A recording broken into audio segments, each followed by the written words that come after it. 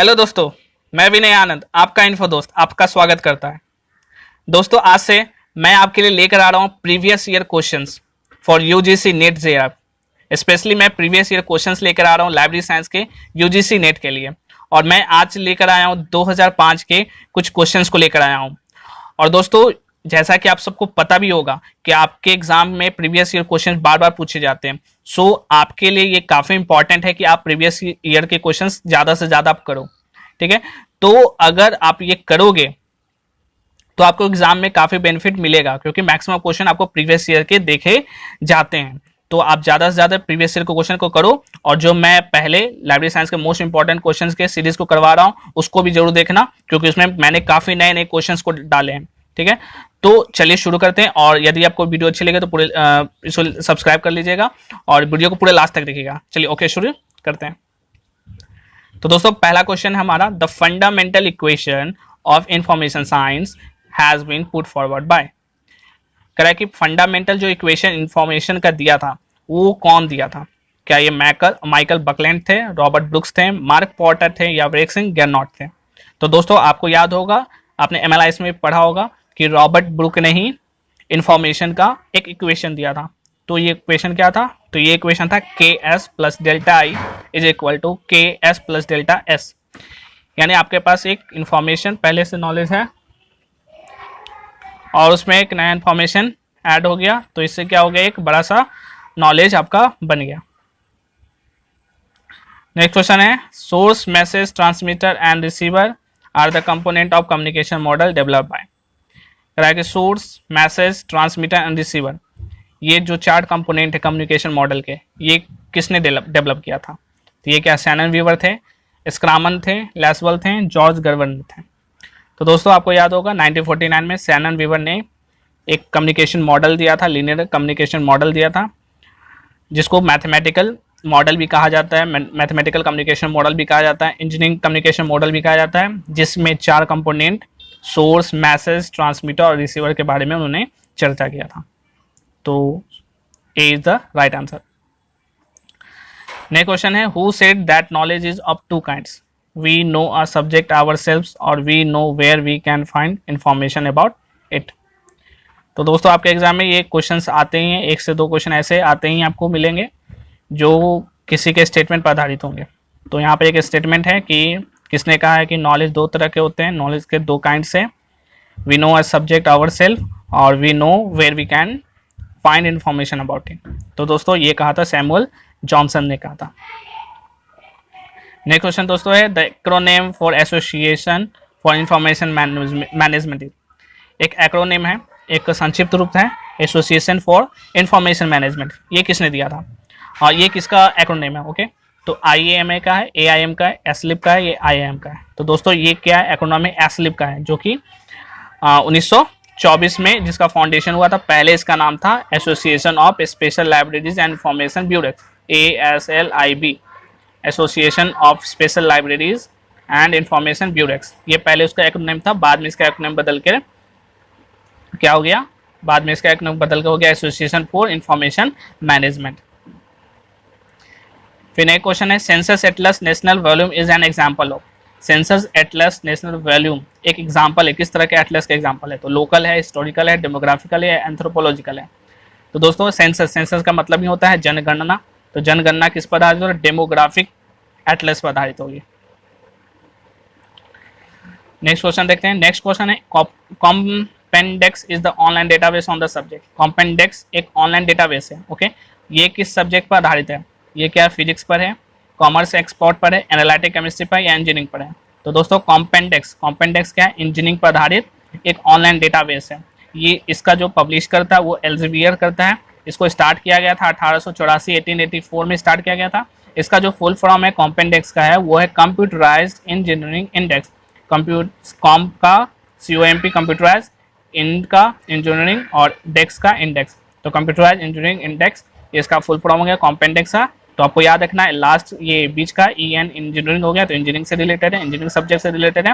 And पहले इसका जो नाम था वो था इंजीनियरिंग इंडेक्स, और इसको 1884 में लाया गया और इसको पब्लिश करता है एल्सेवियर, ठीक है।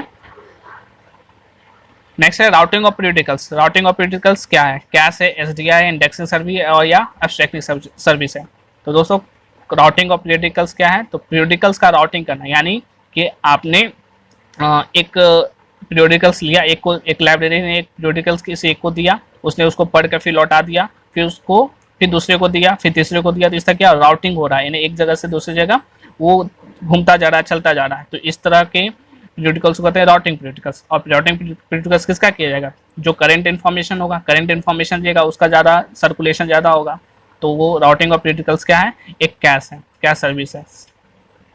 नेक्स्ट बढ़ते हैं। तो यही एक जैसे यहाँ पर लिखा हुआ है कि routing of periodicals is a method of providing latest information to users. Routing of periodicals क्या है?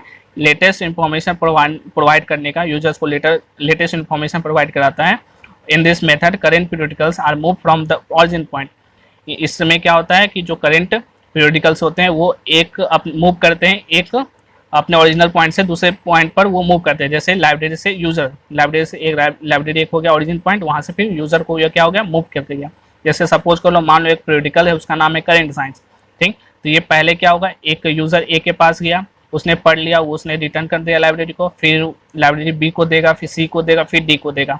तो इस तरह करते करते वो पीरियोडिकल्स अधिकतर लोगों के पास वो पहुंच जाएगा, यानी पीरियोडिकल्स का क्या राउटिंग हो रहा है। और राउटिंग ऑफ पीरियोडिकल्स किसका है? तो करेंट इन्फॉर्मेशन का राउटिंग ऑफ पीरियोडिकल्स होगा। नेक्स्ट क्वेश्चन है the subject research methodology has been formed by which of the following modes. तो कह रहा है जो सब्जेक्ट है रिसर्च मेथोडोलॉजी वो कौन से मोड फॉर्मेशन ऑफ सब्जेक्ट से बना है? तो फ्यूजन से बना है, डिस्टिलेशन से बना है, फ्यूजन से बना है, ये लूज असेंबली से बना है। तो दोस्तों ये जो रिसर्च मेथोडोलॉजी है वो बना है आपका डिस्टिलेशन से बना है, यानी छन कर बना है, ठीक।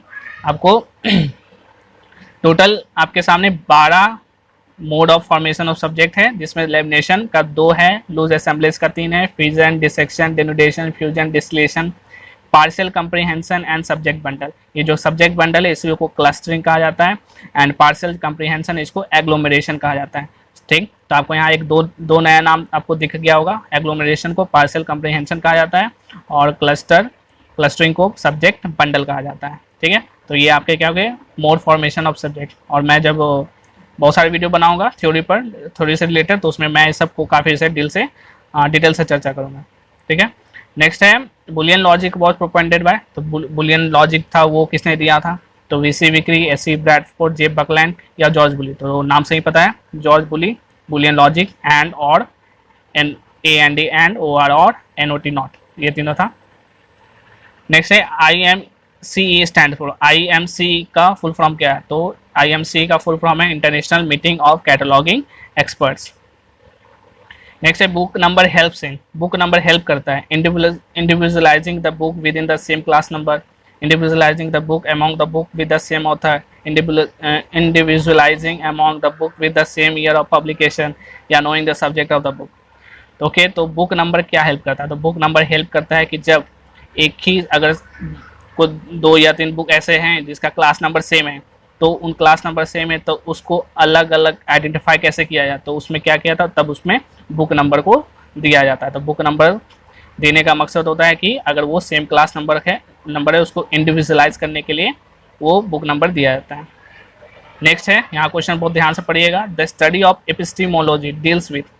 एपिस्टीमोलॉजी स्टडी है वो किससे डील करता है? Modes of formation of subject से, क्लासिफिकेशन ऑफ नॉलेज से, कैटलॉगिंग ऑफ कंपोजिट बुक से, origin, source and nature of knowledge से, ठीक है।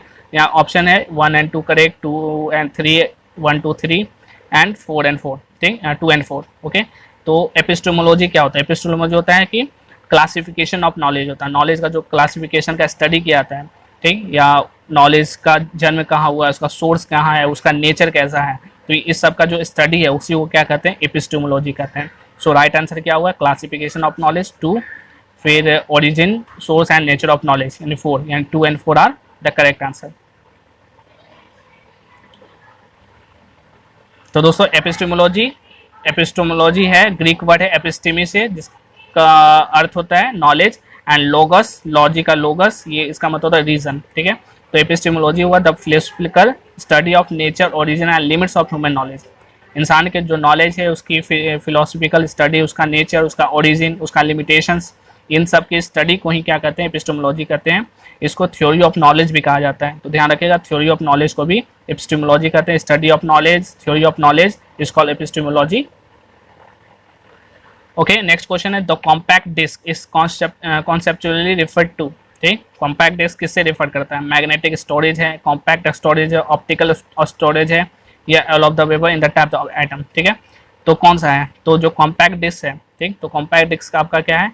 एक कॉम्पैक्ट स्टोरेज है। ठीक है, कॉम्पैक्ट स्टोरेज है और क्या है? ऑप्टिकल स्टोरेज है। कॉम्पैक्ट स्टोरेज और ऑप्टिकल स्टोरेज है क्या? Compact disc. ओके, सो आपका आंसर क्या हो गया इसमें?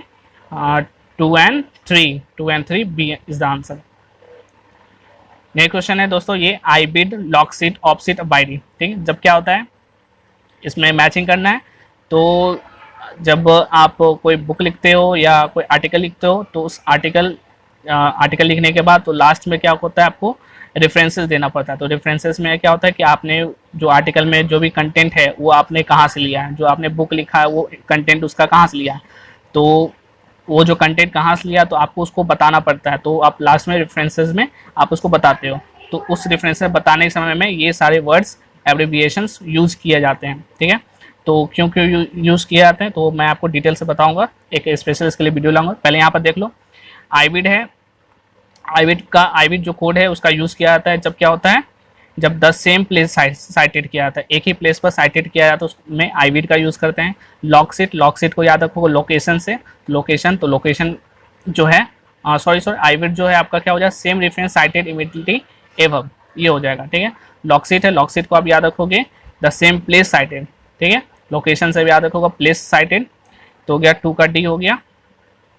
फिर नेक्स्ट है ऑफसीट, ऑफसीट क्या हो गया? प्रीवियसली साइटेड, तो ऑफसीट हो गया प्रीवियसली साइटेड। और वाई को आप याद रखोगे सी से। ठीक है, तो वाइड को ऐसे याद करो, वाइड देखना, तो वाइड देखना, तो वाइड से सी हो गया। लॉकसीट लोकेशन से याद रख लो, सेम प्लेस हो गया।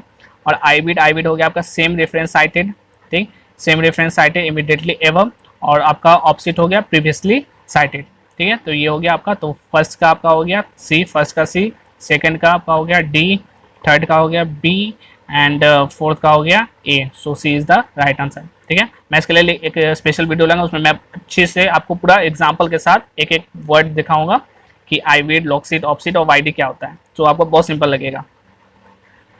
नेक्स्ट क्वेश्चन है, यहाँ पर आराम से देखिएगा, मैच द फ्लोइंग है, student, profession, government official programme, teachers. ठीक, और इसको मैचिंग करना है कि इन्फॉर्मेशन पर्पस, आके स्टूडेंट का क्या इन्फॉर्मेशन पर्पस है, प्रोफेशनल्स का क्या है, गवर्नमेंट ऑफिशियल का क्या है, टीचर्स का क्या है। तो देखिए स्टूडेंट का यहाँ पर डिसीजन मेकिंग है, टू इम्पार्ट नॉलेज है, to prepare for the course है, to pursue their respective vocation. तो देखिए स्टूडेंट का क्यों इसको स्टूडेंट को इन्फॉर्मेशन जरूरत पड़ता है, तो अपने जो कोर्स है, कोर्स को प्रिपेयर, जो भी वो कोर्स कर रहे हैं, चाहे BLS कर रहे हैं, MLS कर रहे हैं, उसको कंप्लीट करने के लिए वो स्टूडेंट को इन्फॉर्मेशन चाहिए। जो प्रोफेशनल्स हैं उनको क्यों चाहिए इन्फॉर्मेशन, तो उनको चाहिए to pursue their respective vocation, अपने जो जॉब है उस जॉब को जारी रख सके, इसलिए उनको इन्फॉर्मेशन की जरूरत पड़ेगी। गवर्नमेंट है, गवर्नमेंट ऑफिसर, उनको इन्फॉर्मेशन की जरूरत पड़ेगी, तो उनको पड़ेगी डिसीजन मेकिंग के लिए, यानी वो जो भी डिसीजन लेंगे तो डिसीजन लेने के लिए उनको इन्फॉर्मेशन की जरूरत पड़ेगी। और टीचर्स है तो टीचर्स को क्यों जरूरत पड़ेगी, तो टू इम्पार्ट नॉलेज, अपने स्टूडेंट को नॉलेज देने के लिए टीचर्स को इन्फॉर्मेशन की जरूरत पड़ेगी। ठीक है, तो आप मिला लोगे जो भी ऑप्शन हो इसमें से। ओके, तो आप समझ गए, स्टूडेंट के लिए, प्रोफेशनल के लिए, गवर्नमेंट के लिए और टीचर्स के लिए। नेक्स्ट क्वेश्चन है, यहाँ पर मैच करना है कि ये ये कहाँ से इसका प्लेस ऑफ ओरिजिन है। ओके, तो पहला क्या है, क्ले टैबलेट।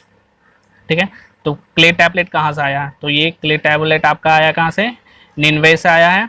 फिर पाम लीव है, पाम लीव आपका कहाँ से आया, ये आपका इंडिया से आया है। पेपर है, पेपर आपका कहाँ से आया, चाइना से आया। और पैपिरस है, ये आपका इजिप्ट से आया है। ठीक है, तो आप इसको याद रख लोगे, कौन सा ओरिजिन कहाँ पर है, तो ये। सो दोस्तों ये आपके सामने कुछ 16 क्वेश्चन थे, ये UGC नेट के 2005 के क्वेश्चन थे, और भी बहुत सारे क्वेश्चन हैं, वो मैं नेक्स्ट पार्ट में लेकर आऊँगा। सो इस वीडियो को पूरे लास्ट तक देखने के लिए थैंक यू। और ये वीडियो आपको अच्छी लगी हो तो इसे लाइक करें, शेयर करें, सब्सक्राइब करें, और हमारे फेसबुक ग्रुप से जुड़े। तो चलिए, आपका दिन अच्छा हो। So thank you once again.